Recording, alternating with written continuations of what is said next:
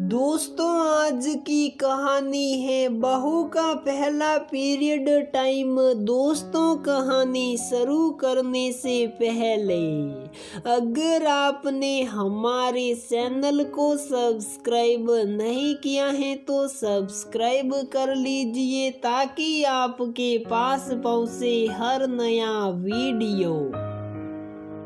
मधुरा जी आज बहुत खुश थी। आखिर बेटा और पोती उनके पास आने वाले हैं। बहू के साथ उनका शुरू से ही 37 का आंकड़ा रहा है, लेकिन जब बात बेटे और पोती की आए तो लाड़ उमड़ आता है।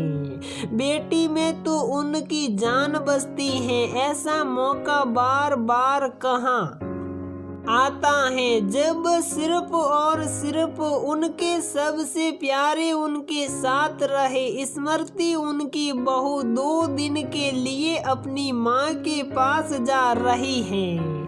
छोटी बहन की शादी की तैयारी में हाथ बटाने को तो मौके का फायदा उठाते हुए निशांत और मिट्टी ने झटपट दादा दादी के पास जाने का प्लान बना लिया। 2 दिन अकेले रहने से अच्छा था माँ पापा के पास से हो आना। एक पंथ 2 काज। मधुरा जी की खुशी का ठिकाना नहीं था कि देर से ही सही बेटे को कम से कम अकल तो आई कि माँ पापा के पास बिना किसी कारण के और बिना पत्नी के भी पहुँचाया जा सकता है। और साथ में थी मिट्टी बोनस। फिर तो कहना ही क्या, 2 घंटे की ड्राइवर के बाद बाप बेटी पहुंच गए अपनी मंजिल पर। सुना पड़ा घर, मानो सहक उठा। मधुरा जी और सतीश जी ने मिट्टी को गले से लगा लिया। कहाँ बैठाऊं, क्या खिलाऊं? दादा दादी दोनों भाव विभोर। हे दादी, मैं कोई गेस्ट हूँ जो आप सब मेरे लिए इतने परेशान हो, मुझे सब मालूम है। अरे वाह, हमारी बेटियां तो बहुत समझदार हो गई हैं। मधुरा जी ने उसे अपने पास बिठाते हुए कहा। यस दादी, अब मैं 11 इयर्स की हो गई हूँ। मम्मी बोलती हैं अब मैं बिग गर्ल हूँ। हाँ, जब तेरा पापा मेरे लिए छोटा सा बाबू है तो तू तो अभी बहुत छोटी है मेरी बच्ची। दादी ने अपना लाड़ लुटाया। चलो अब हम लोग लंच करें।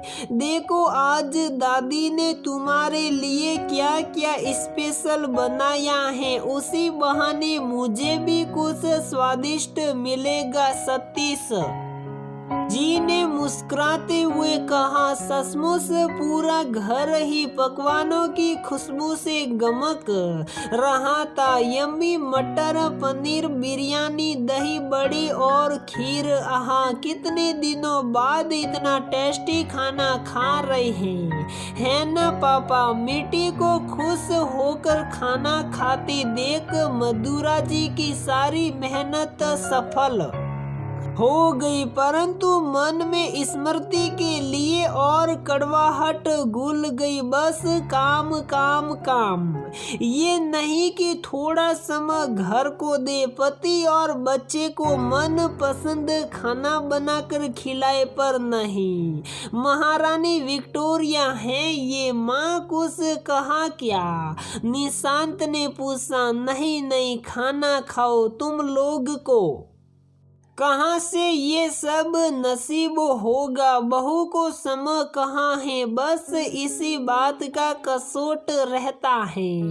मधुरा जी का दुख उभर कर आ गया। अरे माँ, ऐसा कुछ नहीं है, भूखे थोड़ी रहते हैं, सब कुछ बनाती हैं। स्मृति, हाँ दादी, मम्मी बहुत टेस्टी खाना बनाती है।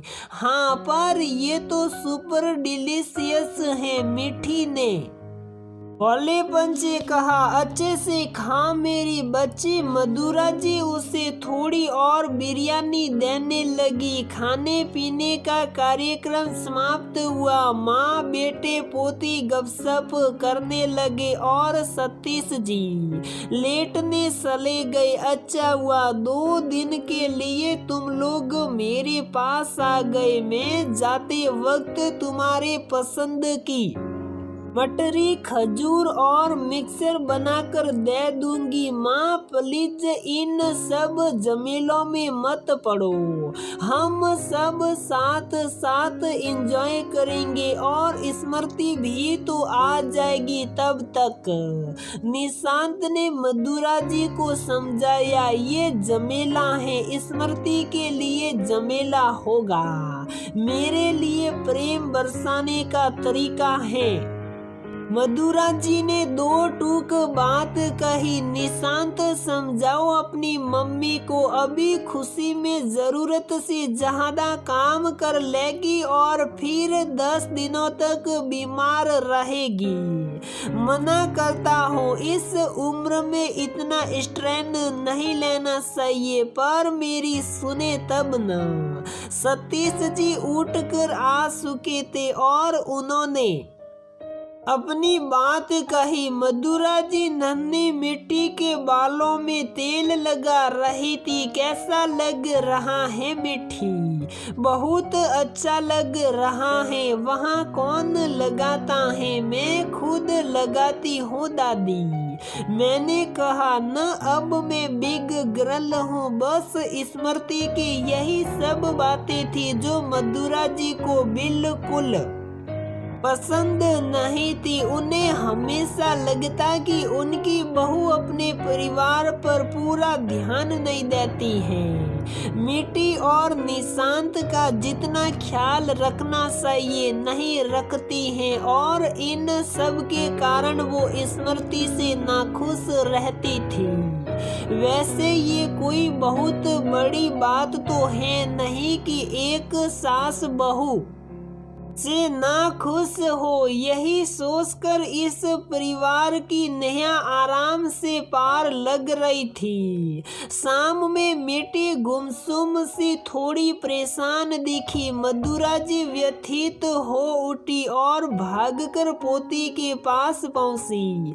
मिट्टी, क्या हो गया बेटा? कोई प्रॉब्लम है? हाँ दादी। नहीं दादी, ये क्या बोल रही? पर मुझे तो तू परेशान दिख रही है। हाँ दादी, परेशान थी, पर अब मैंने ठीक कर लिया। मम्मी ने मुझे पहले ही समझा दिया था कि ये घबराने वाली बात नहीं है, नॉर्मल है। सभी लड़कियों को आता है पीरियड। मेरा पहला पीरियड आ गया दादी, मिठी ने मुस्कुराते हुए कहा। मधुरा जी का दिल बैठने लगा। हाय मेरी छोटी फूल सी बच्ची, तू कैसे मैनेज करेगी? रुक, मैं अभी कुछ इंतजाम करती हूँ तेरे लिए। उन्होंने मन ही मन सोचा कि पड़ोस की सुनीता के पास जाकर अभी के लिए वो सैनिटरी पैड लेकर आ जाएगी। दादी मेरे पास है, मम्मी ने मुझे पहले ही समझा दिया था कि मेरे पीरियड अब कभी भी शुरू हो सकते हैं, इसलिए अब हमेशा इसकी तैयारी मेरे बैग में रहती है। मधुरा जी बहू की दूरदृष्टि पर हैरान थी। अनायास ही अपनी बेटी के पहले पीरियड का समय उनके दिमाग में घूमने लगा। रोहिणी भी तब इतनी ही छोटी थी, उसे तो कुछ नहीं मालूम था। आधे दिन तक जब कमरे से बाहर नहीं निकली, बिस्तर पर लेटी रही और बार बार बाथरूम जाती रही, तब उनका माथा ठनका। बेटी के पास जाकर पूछा तो उसने रोते हुए बताया कि मम्मी, लगता है मैं मरने वाली हूँ, मेरे खून निकल रहा। उनका मन कैसा द्रवित हो गया था और अपनी नासमझी पर गुस्सा भी आया था कि पहले से क्यों नहीं इसकी जानकारी दी। खैर तब तो उनके पास सारे इंतजाम थे। भागकर बेटी को सब कुछ दिया और फिर उसकी तीमारदारी में लग गई थी। पर आज क्या होता, अचानक स्मृति के लिए उनके मन में ममता उमड़ पड़ी। कितनी समझदार लड़की है और बच्चे की सही परवरिश कैसे करनी है बखूबी जानती है। कहने की आवश्यकता नहीं कि इस एक घटना ने मधुरा जी का हृदय परिवर्तन कर दिया और अब उनके प्रिय लोगों की सूची में स्मृति भी शामिल हो गई थी। सोमवार सुबह सुबह दोनों बाप बेटी निकलने वाले थे। मधुरा जी ने उन्हें स्मृति की पसंद के बालूशाही बनाकर दे दिए और हिदायत दी कि ये स्मृति के लिए है। आज मधुरा जी बेटे की चिंता में नहीं घुल रही थी, बल्कि उनके चेहरे पर एक सुकून था। उन्हें समझ आ गया था कि स्मृति अपने तरीके से बहुत अच्छे से अपने पति और बेटी का ख्याल रखती है। अगली बार जल्द ही आना और तुम तीनों आना, फिर हम सब मिलकर और मजे करेंगे। बाय। नम आंखों से मधुरा और सतीश जी ने उन्हें विदा किया। तो दोस्तों, हमारी ये कहानी यहीं पर समाप्त होती है। अगर आपको हमारी ये कहानी पसंद आती है तो प्लीज वीडियो को लाइक करें, शेयर करें और हमारे चैनल को सब्सक्राइब जरूर करें।